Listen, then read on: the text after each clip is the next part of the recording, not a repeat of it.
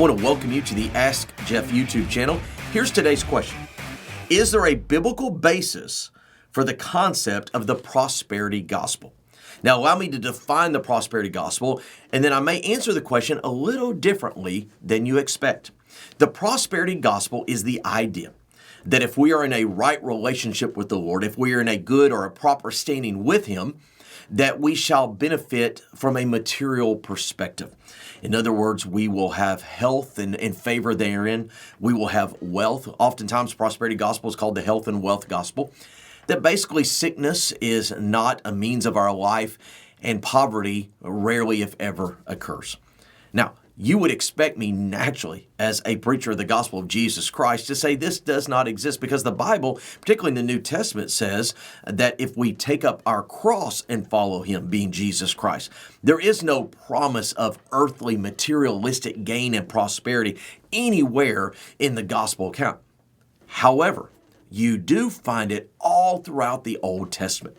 In fact, one of the things you'll discover is those proponents of the prosperity gospel, more often than not, go back into the Old Testament and they pull out verses about how the Lord would bless Israel and the Lord would give them vineyards that they didn't work for, buildings they didn't have to construct, money that they did not have to earn.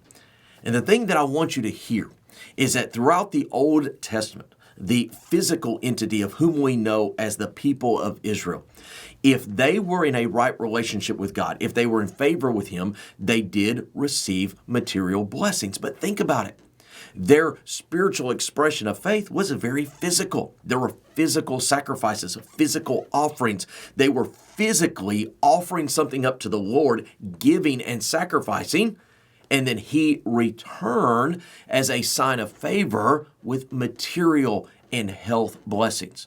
Once we get to the New Testament and discover that Israel and all these sacrifices were a picture of what the Messiah would do on our behalf, or as Galatians says, a schoolmaster leading us to an understanding of salvation through Jesus Christ, now we discover that the material is really futile. In other words, we can't take it with us, and our favor with God, or shall we say the blessing of being in a right relationship with Him, has little or nothing to do with how much money's in the bank or what my health looks like. In fact, some of the most godly individuals that I've ever had the privilege of knowing hardly had a dime to their name, and oftentimes were walking through very crippling, debilitating diseases. Now, I know I've addressed it kind of a both and here. The prosperity gospel was a true biblical perspective in the Old Testament with Israel as leading up to the Messiah Jesus Christ. However, I believe biblically it is not an accurate expression of being a born-again believer on this side of the empty tomb.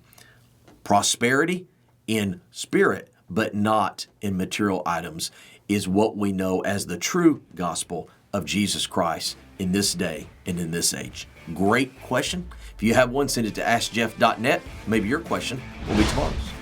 Thanks for being a part of today's daily question. Now, we answer a question each and every day. Please feel free to submit a new question at AskJeff.net. We may not have gotten to yours today, but we eventually will continue to be a part of this. Subscribe so you don't miss out on a question every day.